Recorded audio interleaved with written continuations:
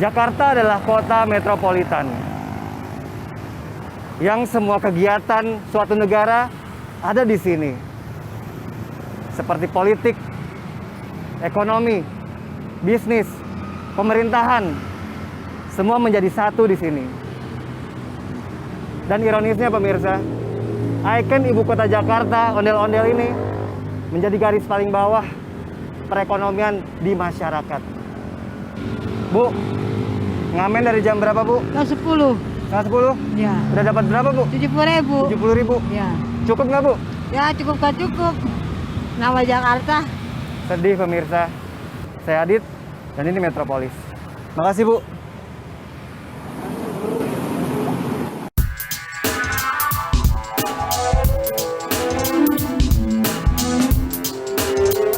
Di usianya yang ke-494, Jakarta masih harus melalui sejumlah tantangan. Mulai dari ekonomi, religi, dan kesehatan sudah pasti.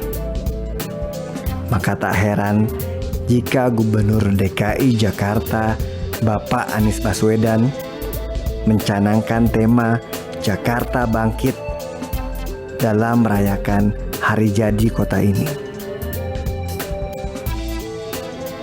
Sejumlah prestasi sudah diraih kota ini, mulai dari perolehan WTP selama 4 kali berturut-turut dari BPK, kemudian terpilih sebagai salah satu kota yang berhasil mengurangi gas karbon alias polusi kendaraan bermotor, hingga bidang olahraga Persija Jakarta yang berhasil menjuarai Liga 1 dan Piala Menpora 2021 baru-baru ini. Namun ironisnya, sejumlah PR bagi kota ini juga masih saja menjadi dilema yang tak terselesaikan. Masalah air bersih, kearifan budaya lokal, dan stadion BMW yang menjadikan kota ini juara.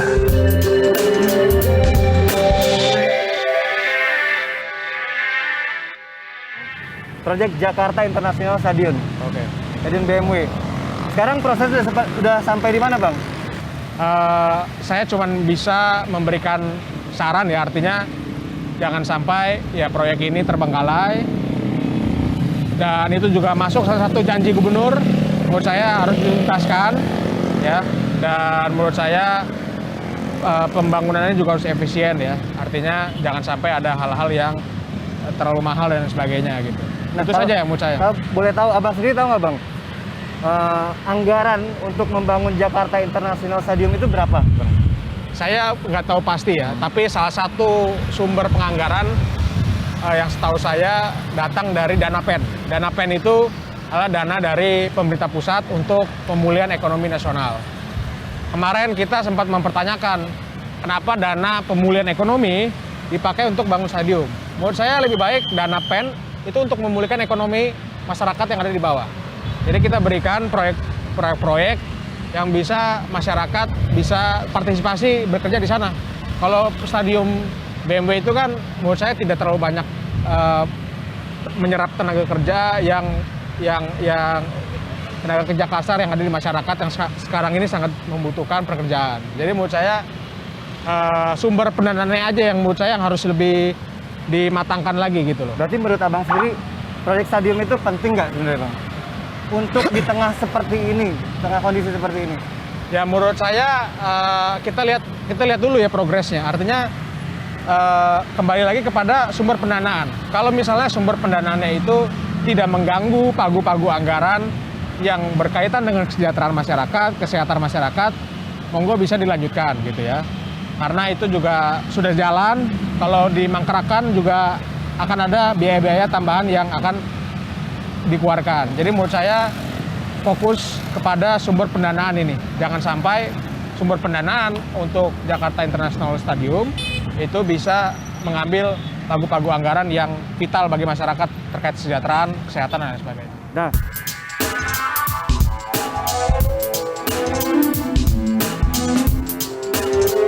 Berbeda pendapat dengan William.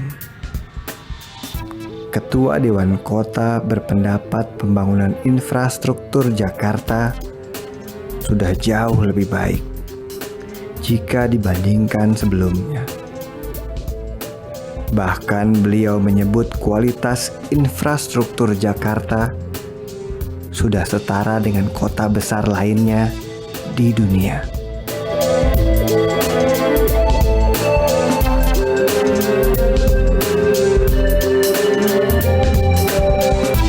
dikit lagi kan ulang tahun kota Jakarta yang ke-494 nih Bang, dengan slogan Jakarta Bangkit. Nah Bang, saya ingin bertanya tentang infrastruktur di Jakarta. Sejauh ini sudah seperti apa menurut Abang sendiri? Ya, saya kan sebagai Ketua Dewan Kota DKI Jakarta sudah mengamati, bahkan juga melihat langsung bahwa infrastruktur DKI Jakarta itu bagus dan bahkan sangat bagus. Karena kalau kita lihat pembangunan itu zaman sekarang ini ternyata memang lebih bagus. Kita lihat mulai dari pembangunan jalan, ataupun juga contohnya yang di Lenteng Agung, ada juga yang flyover Cakung, ataupun juga jembatan yang di Senen, semua itu menunjukkan bahwa Jakarta ini berubah dibandingkan periode-periode sebelumnya. Jadi periode Pak Anies ini memang menunjukkan bahwa terjadi pembangunan yang sangat masif dan bagus, dan bahkan masyarakat juga mengakui. Dan kita juga sebagai Dewan Kota sudah melihat langsung, dan Dewan Kota juga mensupport, ternyata memang infrastruktur di kita ini menjanjikan untuk masyarakat, mulai dari jembatan, jalan, ataupun juga pembangunan-pembangunan yang lain, ternyata memberikan manfaat yang besar untuk masyarakat Jakarta. Karena itu stadion yang bertaraf internasional. Ya memang itu kan semua sudah berdasarkan planning yang sudah dilaksanakan. Oleh karena itu saya kira support ini penting. Karena stadion itu juga harus berdiri bagus, megah, dan juga mewah.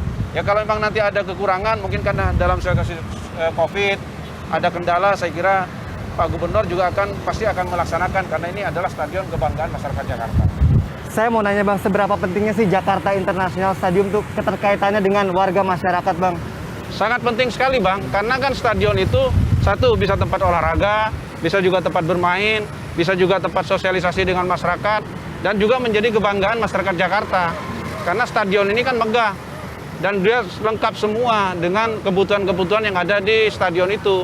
Sehingga menurut saya sangat penting dan sangat perlu untuk masyarakat Jakarta. Karena tempat bermain sekarang kan udah mulai berkurang sana-sini. Tapi dengan adanya stadion BMW, saya kira ini stadion kebanggaan masyarakat Jakarta.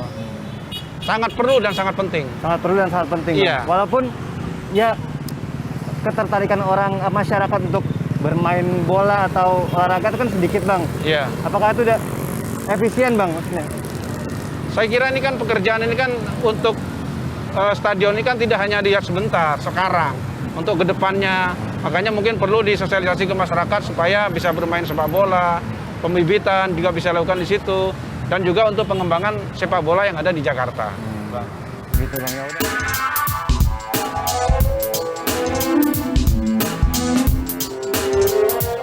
Wakil rakyat milenial dari partai PSI ini tetap berpendapat kritis bagi Jakarta. Menurutnya, Gubernur terlalu banyak pembangunan fisik yang notabene instagramable, di mana seharusnya beliau fokus pada janji politiknya.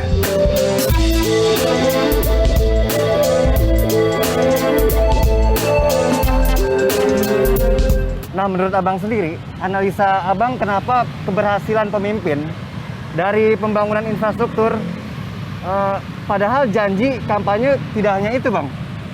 Iya, oke. Pak Anies ini menurut saya selama 5 tahun ini lebih banyak membangun hal-hal yang sifatnya instagramable, gitu ya. Misalnya mencopot JPO TAPEA, lalu misalnya ada flyover tapal kuda di warna-warni, dan lain sebagainya lah. Nah, menurut saya kembali lagi dengan perkataan Pak Anies sebelumnya. Dia mengatakan jangan fokus kepada pembangunan fisik benda mati yang hanya indah untuk difoto.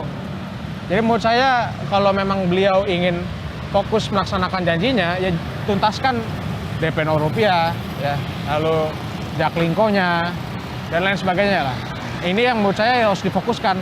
Apalagi sekarang DP 0 rupiah ini jauh sekali di bawah target. Menurut saya ini yang harus difokuskan. Tapi dari janji-janji kampanye yang Pak Anies Baswedan janjikan, apa aja sih Bang yang udah terrealisasikan atau yang belum? Apa menurut Abang apa Bang? Menurut saya belum ada yang direalisasikan ya.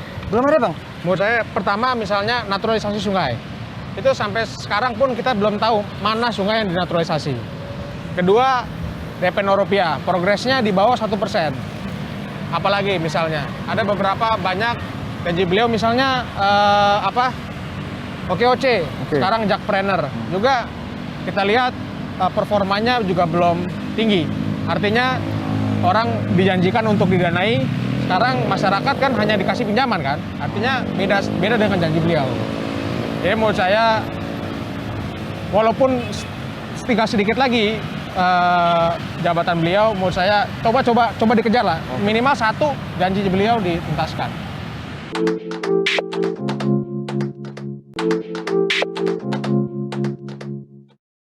Di hari ulang tahun Jakarta yang ke-494 Pak, sesuai slogannya bangkit kan Pak? Ya, Apa saja sih Pak yang Bapak lihat Pak sampai detik ini yang perlu diperbaiki? pertama Jakarta itu punya problem-problem prioritas atau ibaratnya penyakit-penyakit lama yang belum bisa dituntaskan sampai sekarang. Orang pasti tahu apa itu macet, banjir, kekumuhan, sampah, limbah, kepadatan. Begitu banyak masalahnya. Nah, seharusnya masalah ini dari ke waktu itu harusnya makin berkurang, dan bisa diatasi. Pertanyaannya, apakah masalah berkurang atau tidak? Misalnya contoh, banjir. Banjir itu tidak mungkin kita hilangkan. Tapi bagaimana caranya kita kurangi dampaknya, kerugiannya, lokasinya. Jadi ibarat yang kita lakukan adalah cara kita mengatasi masalah dengan mengurangi bebannya. Kejadian akan sering terjadi. Nah, yang kedua misalnya, kemacetan. Kita sekarang sudah banyak nih yang dibangun. MRT, LRT, BRT. Artinya kan dari sisi transportasi massalnya sudah bergerak begitu cepat. Trotoarnya juga semakin bagus. Jalur sepedanya jadi rebutan. Nah, yang menjadi pertanyaannya ketika ruang pedestrian, trotoar dibuat, yang jalan kaki bertambah atau biasa-biasa saja. Ketika MRT datang, atau misalnya BRT datang, penumpang angkutan umum naik atau berkurang. Memang pandemi membuat aktivitas kita semakin berkurang atau terbatas. Tetapi semua fasilitas itu seharusnya mampu membangkitkan kegairahan, mampu mendorong perubahan. Jadi ibaratnya MRT, LRT, BRT, jalur pesepeda, jalur pejalan kaki, itu adalah kekuatan struktur. Kekuatan struktur itu artinya kekuatan yang dapat membentuk perilaku baru. Nah, contohnya ya, kita dengan adanya pandemi ini, dibuat jalur sepeda. Ternyata minat masyarakat yang menggunakan sepeda meningkat, tapi kemampuan jalur sepeda terbatas. Sementara sepedanya beragam. Ada yang mau di jalur, ada yang tidak mau di jalur. Nah, itu namanya perilaku yang tidak mau diatur tetap ada di dalamnya. Tapi sekarang sebetulnya kalau transportasi itu mampu dibangun dengan menggunakan kekuatan angkutan massal yang cukup baik, itu otomatis bisa disinergikan dengan kekuatan integrasi. Jadi kita berharap pembangunan transportasi di Jakarta ini sesuai dengan target rencana tata ruang pada tahun 2030 harus bisa mencapai 60% warga Jakarta melakukan mobilitas pergerakan dengan angkutan umum. Pertanyaannya sekarang berapa? Sekarang masih di bawah 10%. Nah, jadi masih rendah. Jadi upaya kita adalah bagaimana Jakarta dengan program-program transportasi publiknya ini suatu saat muncul kesadaran baru mau menggunakan public transport untuk melakukan mobilitas. Memang kekurangan terbesarnya adalah belum terintegrasi. Ya, kita lihat bahwa antara LRT, BRT, atau Transjakarta dengan MRT atau kereta api, bagaimana stasiun-stasiun itu bisa terintegrasi. Contohnya di Duku Atas, antara mereka yang naik kereta api, komuter lain, nanti dengan LRT, ternyata jarak stasiunnya cukup jauh. Kemudian untuk ke MRT dekat atau jauh, nanti ke Transjakarta dekat atau jauh. Ternyata kalau masih jauh-jauh semua, nanti orang pada males juga kan. Ternyata kalau naik angkutan umum masih dipaksa untuk berjalan kaki. Jadi ini yang harus kita perbaiki, kita tata menjadi lebih bagus, sehingga penataan yang bagus akan menimbulkan semangat perubahan. Kalau kita berbicara tentang renovasi Pak, renovasi stasiun Senen dan stasiun Tanah Abang Pak, saya lompat sedikit. Nah, itu sesuai fungsi apa cuma sekedar mengutamakan estetikanya aja Pak? Begini, penanganan Tanah Abang, penanganan Senen itu harus kerjasama. Stasiun itu pengelolaannya oleh PT KAI. Sebagai badan usaha di sektor perhubungan, PT KAI-nya cuma tanggung jawabnya cuma 2. Di dalam stasiun dan di dalam perjalanan. Di luar stasiun, PT KAI nggak punya kewenangan. Tapi dia bisa bekerja sama. Maka sekarang ini sudah dibentuk badan usaha antara badan usaha milik Pemprov DKI yaitu MRT dengan PT Kereta Api untuk membuat MITJ. Nah, itulah yang bekerja sama menata kawasan secara bersama-sama. Dan di Tanah Abang pun itu ada PT Sarana Jaya milik Pemprov DKI yang juga mengelola sebagian kawasan Tanah Abang. Jadi penyelesaian Senen, penyelesaian Tanah Abang hanya bisa diselesaikan dengan kerjasama. Karena tanah-tanah kosong di depan stasiun Tanah Abang itu juga milik PT KAI. Pemprov tidak bisa masuk. Jadi mungkin kerjasamanya PT KAI yang punya tanah, Pemprov yang membiayai, Pemprov yang mendanai. Jadi dengan demikian, baguslah kawasan itu. Kemudian Senen juga begitu. Nanti stasiun-stasiun di Jakarta itu akan dibangun, ditata secara bersama-sama.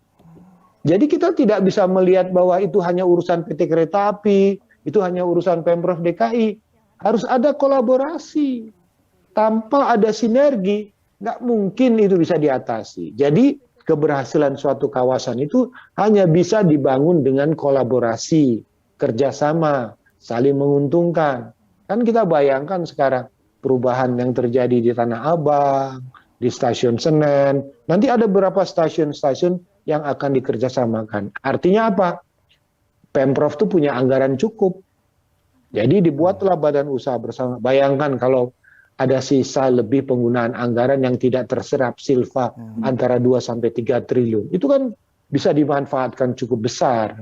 Tapi mudah-mudahan di musim pandemi ini keterbatasan anggaran bisa diatasi dengan membuat solusi-solusi, langkah cepat, langkah strategis untuk mengatasi masalah yang terjadi pada beberapa simpul pelayanan masyarakat.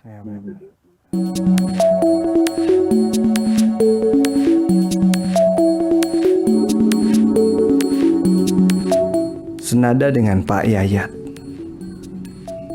infrastruktur moda transportasi massa memang sudah jauh lebih baik.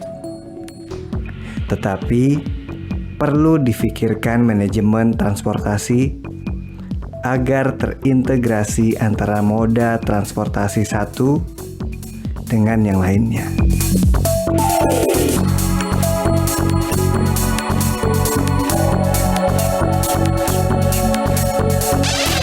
Prestasinya apa?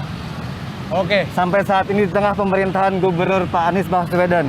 Ya, ini yang juga banyak orang tanya kepada saya dan banyak orang yang menganggap bahwa saya ini hanya mengkritik gitu. Padahal saya juga ada beberapa yang menurut saya ini suatu pencapaian dari Pak Anies juga. Misalnya yang saya suka sebenarnya adalah konsep beliau terkait dengan transportasi, yaitu Jaklingko. Jaklingko ini menurut saya penting untuk Jakarta yang memiliki banyak gang sempit.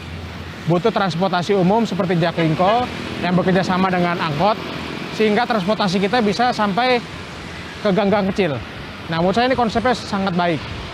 Tinggal bagaimana eksekusinya, diperbanyak armadanya, dan dibuat terintegrasi dengan transportasi yang sudah ada. Inilah yang menurut saya suatu konsep yang bagus, tapi memang harus terus ditingkatkan dalam eksekusi. Dikembangin ya Bang ya. Betul. Kalau saya lihat sih belum terlalu maksimal ya Bang ya. Belum terlalu banyak armadanya, dan menurut saya mungkin ada beberapa stasiun yang belum terintegrasi dengan transportasi yang lain, sehingga menurut saya ini yang menjadi masukan.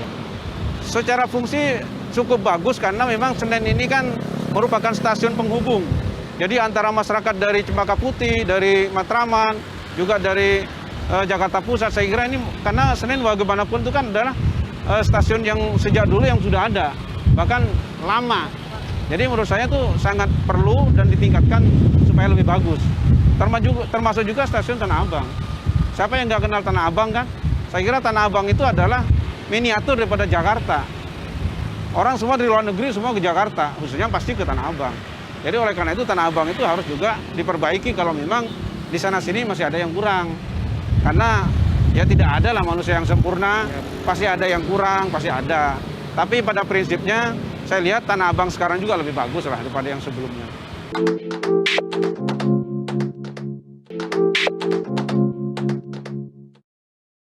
Pak Yayat, ini menarik. Tadi kan saya dengar tentang jalur sepeda nih Pak. Itu artinya jalur sepeda itu efektif atau tidak Pak? Nah, begini, Jakarta sudah membangun hampir 62 km jalur sepeda. Ada 11 km yang dibangun di jalan utamanya. Pertanyaannya, efektif atau tidak? Jalur sepedanya ada, tapi konektivitasnya terputus. Yang 62 km dan yang 11 km di jalan utama itu hanya ada di Jakarta Pusat. Jadi dia berada di Tamrin Sudirman. Sementara penduduk Jakarta makin tahun makin tinggal di pinggiran. Kenapa menjadi tinggal di pinggiran? Karena harga rumah di tengah kota mahal gitu. Jadi ibaratnya Jakarta Pusat itu kayak kue donat bolong di tengah. Kalau siang hari bisa 2 juta, 3 juta padat di Jakarta Pusat, tapi malam hari cuman ada 800.000, kurang dari 1 juta. Infrastrukturnya dibangun cakep di tengah kota, sementara tinggalnya di pinggiran. Nah, ada layanan yang terputus. Jadi antara mau naik sepeda dari rumah, mau ke tengah kota itu jauh banget. Nah, disinilah yang harusnya bagaimana caranya angkutan kita bisa membantu pengguna sepeda. Contohnya tadi, MRT sudah membantu, yuk silakan bawa sepeda ke kereta api. Atau nanti Transjakarta kalau bisa ada khusus bus, ada tempat untuk pesepeda. Atau nanti di kereta api. Kereta api sudah dibuat dalam bentuk sepeda lipat. Jadi mereka yang tinggal di pinggiran, naik angkutan umum, turun misalnya di wilayah-wilayah tertentu, kemudian menggunakan sepeda ke tempat kantornya. Tapi sekali lagi saya mengatakan, para pengguna sepeda di Jakarta itu hanya untuk 2 tujuan saat sekarang ini. Pertama untuk rekreasi, kedua untuk olahraga, belum untuk pergi bekerja. Makanya hari Senin sampai Jumat, jalur sepedanya kosong, diisi oleh sepeda motor. Kalau hari Sabtu dan Minggu, padat, penuh. Nah, jadi terjadi rebutan. Maka muncullah uji coba baru untuk menggunakan sepeda yang road bike itu digunakan jalan layang non-tol di atasnya. Jadi otomatis memang kategori kebutuhan itu berbeda. Sementara jumlah peminat itu tidak terdata lengkap. Seharusnya kan didata berapa sih jumlah pengguna sepeda yang ada di Jakarta, yang road bike itu berapa? Ada 10.000. Kemana saja mereka, digunakan di mana saja. Jadi harus dibagi ruangnya, karena terbatas. Nah, nanti bisa dibuat, berdasarkan hasil coba, jalan-jalan ini boleh dipergunakan oleh road bike, tapi diatur jamnya. Misalnya contoh, jalan layang non-tol yang di Tanah Abang ya.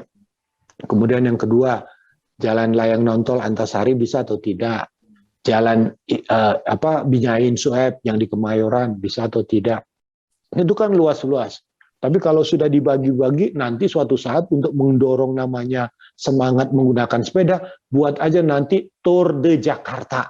Oh, jadi para pengguna road bike itu diberi kesempatan keliling Jakarta seperti festival atau lomba, dikawal, dikhusus. Nanti dari situ lahirlah atlet-atlet sepeda yang oke. Jadi sementara ini jangan sekedar hobi, merusak tatanan, tidak menggunakan etika, tidak mau diatur, tiba-tiba begitulah jadinya perdebatan. Tapi kalau nanti suatu saat dari adanya konflik, ditata ulang, dilakukan uji coba, kalau hasilnya bagus, lakukanlah sesuatu yang lebih besar lagi dalam rangka membangun kesadaran, mari kurangi polusi Jakarta dengan menggunakan sepeda, atau katakanlah pergi ke kantor menggunakan sepeda. Itu kan jalan bagus. Jadi tidak hanya ribut aja di masalahnya, tapi tidak pernah keluar dengan solusi-solusi cerdas yang mampu mendorong semangat kebersamaan. Pak Yayat, ini artinya infrastruktur berhasil jika perilaku warga Jakarta beralih ke sepeda, Pak? Ya, begini, bukan infrastruktur beralih kepada sepeda. Bagaimana infrastruktur itu atau struktur itu bisa melayani warganya diwongke, diorangkan. Coba Anda naik angkutan umum kereta api, merasa diorangkan tidak, dilayani tidak. Kalau misalnya berdesak-desakan, umpel-umpelan, waduh merasa tidak dimanusiakan, orang tidak merasa dilayani. Jadi membangun pelayanan itu bukan sekedar ada jalur sepeda, ada Transjakarta.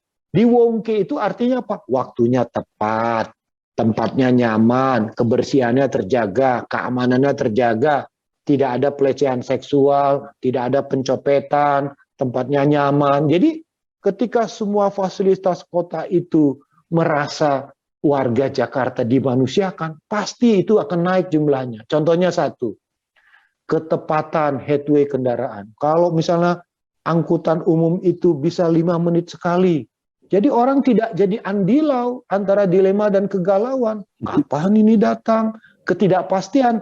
Jadi kota-kota yang bagus dan maju itu jika mampu memberikan kepastian kepada warganya. Saya dimanusiakan, saya dihargai, dan pelayanannya betul-betul memberikan jaminan Anda naik ini, Anda tidak rugi. Anda naik ini, Anda kami jamin nyaman, cepat, mudah, murah. Tapi kalau Anda naik ini, Anda tersiksa, Anda teraniaya, Anda rugi, nggak mau orang. Jadi namanya manusia itu selalu ingin dimanusiakan, dihargai. Jadi membangun kota itu bukan sekedar membangun jalan, bukan membangun infrastruktur saja, bukan membangun jalur sepeda saja. Tujuan utama membangun kota itu adalah memanusiakan warganya. Memanusiakan warganya, Pak Yayat. Nah,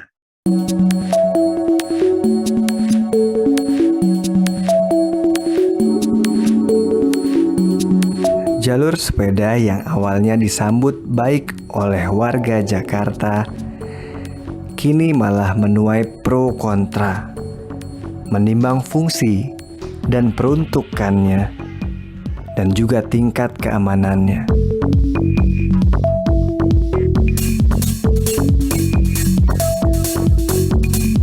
Sedangkan di siang hari seperti ini, di tengah aktivitas kota Jakarta, kan nggak mungkin ada yang bersepeda gitu, Bang. Betul. Menurut Abang sendiri gimana, Bang?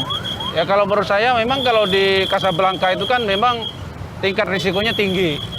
Jadi karena dia anginnya besar, kalau dia dari atas. Oleh karena itu memang kan ada larangan sepeda motor aja nggak boleh di situ kan, apalagi sepeda. Tapi untuk karena mungkin dalam rangka sosialisasi tertentu itu diperbolehkan dengan persetujuan Dishub. Tapi pada prinsipnya memang saya kira Dishub sudah mengerti lah aturan-aturan mana yang jalur sepeda, mana yang tidak. Oleh karena itu kita masyarakat Jakarta sesuai dengan instruksi gubernur, ya memang jalur sepeda sudah disediakan. Tapi tentunya sesuai dengan ketentuan-ketentuan yang ada. Memang jalur sepeda ini kan semakin viral nih sekarang, semakin banyak yang ikut sepeda.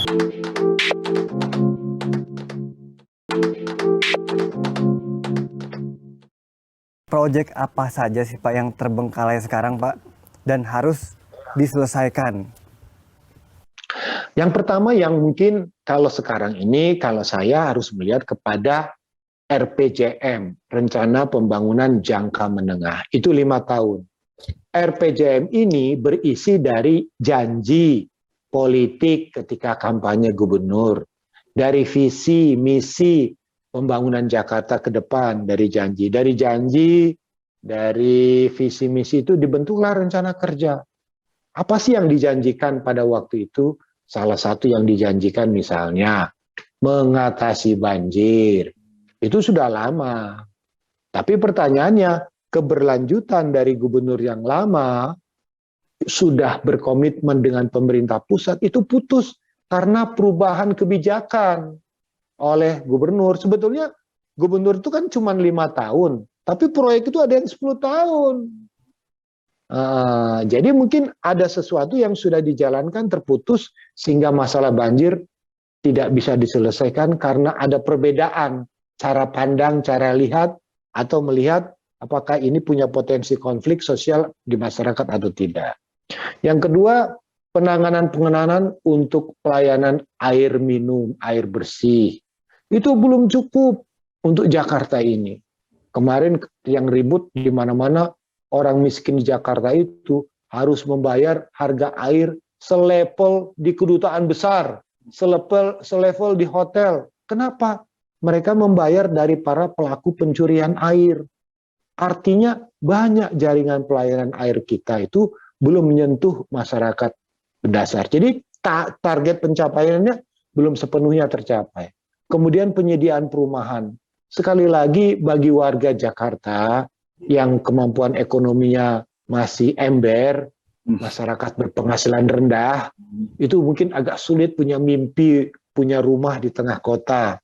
Karena harga rumah itu makin melangit seiring dengan tinggalnya makin ke atas langit, makin lama makin mahal.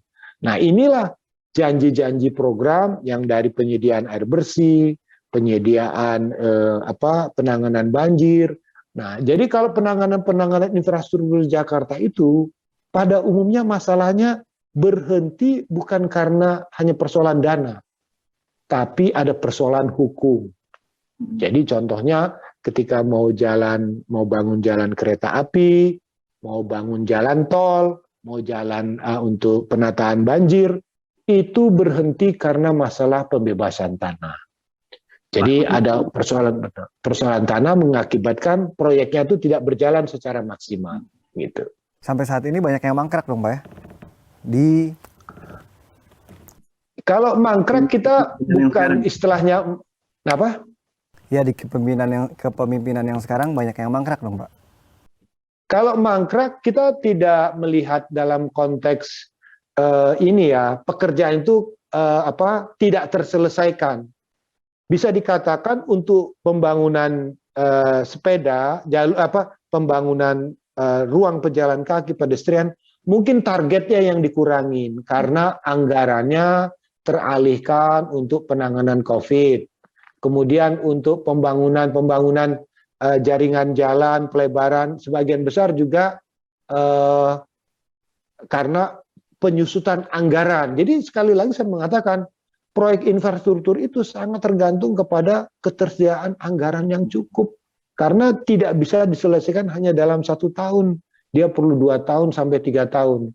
Dan kebetulan untuk di Jakarta ini bisa dikatakan beberapa tahun terakhir ini tidak banyak proyek-proyek dalam skala besar yang dibangun oleh Pemprov DKI. Kebanyakan proyek-proyek yang yang dibangun di DKI itu dalam konteks infrastruktur besar itu ditangani oleh BUMN. Contohnya misalnya LRT dari Duku Atas sampai ke arah Cibubur, ya ke arah Cawang, itu ditangani oleh pemerintah pusat melalui BUMN gitu.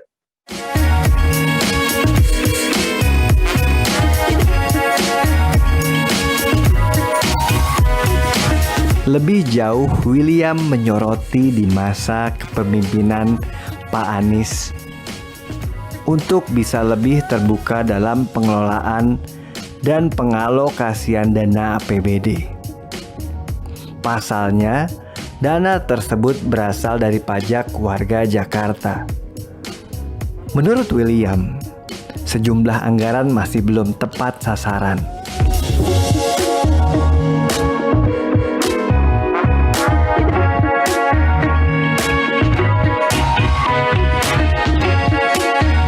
Tadi Bang William bilang ada banyak celah korupsi, tapi DKI raih WTP 4 kali dari BPK, Bang. Itu gimana, Bang? Ya, WTP bukan berarti tidak ada dugaan-dugaan seperti tadi ya.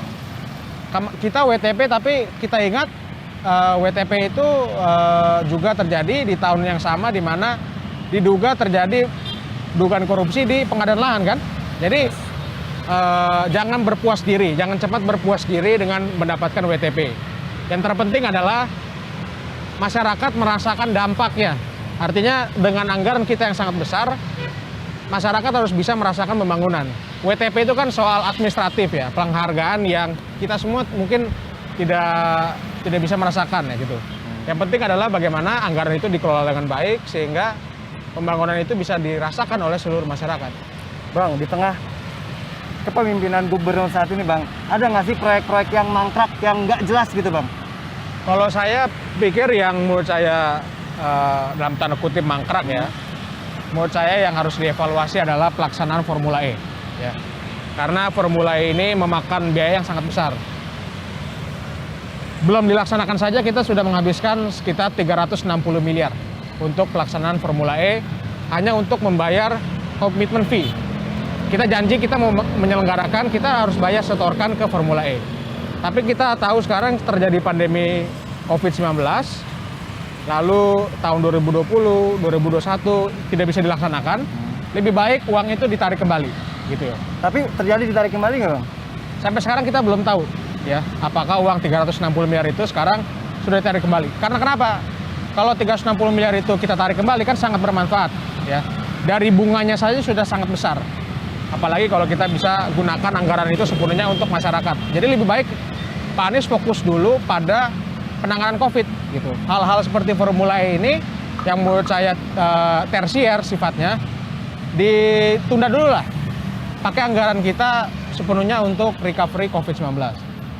Berarti walaupun proyek itu mangkrak, dananya belum kembali ke negara belum. gitu. Jadi karena Pak Gubernur setahu saya masih yakin tahun 2022 masih bisa dilaksanakan. Tapi menurut saya karena kita masih COVID-19 dan hari ini juga cukup tinggi, menurut saya tahun 2022 pun sepertinya masih sulit untuk menyelenggarakan itu. Jadi lebih baik tahun 2022 fokus kepada recovery ekonomi dibandingkan kita melaksanakan acara Formula E. Ya sebenarnya kalau kita lihat infrastruktur itu kan pada akhirnya adalah soal penganggaran, ya kan? Artinya kita harus punya uang untuk membangun infrastruktur. Yang terjadi sekarang adalah kita semakin buta dalam melihat anggaran yang ada di Jakarta. Artinya zamannya Pak Anies ini sekarang kita tidak bisa lagi melihat komponen anggaran secara detail. Inilah yang menjadi masalah sehingga terkadang banyak hal yang terjadi korupsi, misalnya terakhir soal pengadaan lahan ya kan, ada terdugaan korupsi. Lalu misalnya sekarang kita tidak bisa lagi memantau anggaran secara detail. Inilah yang menurut saya jadi catatan nih untuk pemerintahan Pak Anies untuk bisa kembali membuka anggaran secara transparan. Oh gitu. Berarti dari Abang sendiri kritik, berarti ini kritik ke masukan lah, masukan ke gubernur sekarang harus terbuka secara anggaran gitu, Bang. Betul. Jadi selama ini yang membuat kita sulit adalah pertama kita tidak bisa mengetahui komponen anggaran. Artinya oke, sekarang terbuka tapi tidak sampai detail. Jadi hanya gelondongan yang kita tahu. Kalau dengan seperti ini artinya pertama kita sulit melakukan fungsi pengawasan. Karena kita tidak bisa memantau anggaran per hari. Kedua juga masyarakat sebagai pembayar pajak juga sulit untuk mengetahui uangnya diperuntukkan untuk apa. Itulah William, yang membuat dengan anggaran yang tidak jelas berarti peluang korupsi lebih banyak dong. Menurut saya itu konsekuensi logis dalam artian korupsi itu kan selalu terjadi di ruang gelap. Sehingga kalau misalnya sistem penganggaran kita tidak dibuka, kalau terjadi hal-hal yang tidak diinginkan, itu adalah suatu konsekuensi yang bisa saja terjadi gitu. Misalnya terakhir mengenai pengadaan lahan untuk rumah DP 0 rupiah kan terjadi dugaan korupsi kan. Oh iya. Gitu.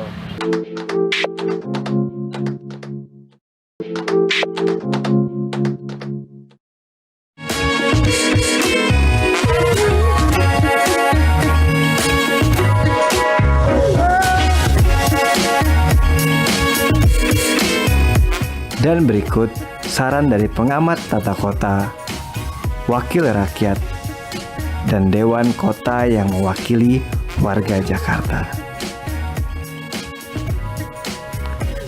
Teruslah bangkit Jakartaku.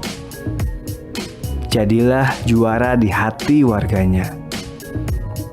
Dirgahayu Kota Jakarta ke-494.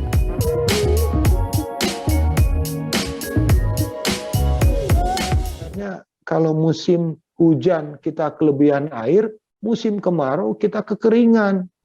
Ketika kekeringan kita kesulitan air, mau mencari mata air, ketemunya air mata. Karena ternyata air Jakarta ini juga tidak layak untuk dikonsumsi. Jadi kita memang kota yang makin lama makin krisis dengan air. Jadi sebetulnya tinggal di Jakarta itu sepertinya orang harus siap dengan sesuatu yang kira-kira kota ini seperti tidak punya masa depan yang pasti. Contohnya misalnya, tahun 2050 diperkirakan hasil penelitian di luar, itu Jakarta bakal tenggelam. Bayangkan saja 2050 itu tinggal 29 tahun lagi. Kalau anak-anak muda sekarang umur 20 tahun, dia akan menjadi saksi Jakarta itu akan tenggelam di 2050. Karena itu penelitian sudah dipublis di jurnal internasional, bahkan sudah ada yang mempublish, bahkan peneliti-peneliti kita sudah mengatakan kita prediksi 2045 atau 2050 kota ini bakal tenggelam. Otomatis sepertinya orang juga menghadapi ketidakpastian. Kota itu harusnya makin ke depan makin mampu mengatasi masalahnya. Nah, jadi bayangkan orang mau investasi jangka panjang, kalau tiba-tiba ternyata kotanya bakal tenggelam, maka itulah kita bangun giant sea wall ke depannya gitu. Amin, amin ya benar Pak. Wah, ngobrol sama Pak Yayat nih nggak cukup setengah jam doang ya Pak. Harusnya 2 jam, 3 jam gitu Pak. Pak, terima kasih banyak ya Pak. Nanti sama-sama, terima kita kasih. ngobrol lagi Pak di acara Metropolis Pak. Nggak apa-apa kan Pak? Baik, siap. Pokoknya untuk Jakarta kita siap bantu. Amin, siap. Makasih banyak Pak Yayat. Ya. Sehat-sehat ya Pak. Sama-sama, terima kasih. Sama-sama, terima kasih. Salam. Nah Bang, apa saran bagi gubernur ke depan, infrastruktur apa yang harus diutamakan untuk masyarakat DKI Jakarta Bang? Ya. Saran Abang. Saran saya infrastruktur yang sangat perlu itu satu adalah trotoar. Trotoar itu perlu karena memang tidak semua trotoar kan dibangun, baru beberapa titik trotoar. Saya kira trotoar itu sangat penting karena untuk pejalan kaki. Pas yang kedua, jembatan. Jembatan penyeberangan, baik yang menghubungkan anak sekolah dengan SD ataupun yang lain, itu perlu karena memang banyak masyarakat ataupun juga yang sekolah itu terlalu jauh muternya.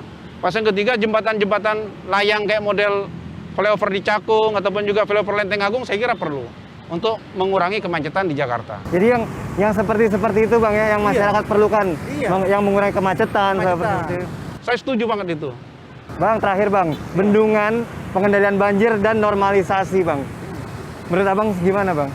Bendungan itu perlu karena memang walau bagaimanapun DKI ini kan rawan banjir. Makanya bendungan itu harus diperbaiki kalau memang ada, dan juga termasuk juga normalisasi saya kira penting. Karena sungai itu juga perlu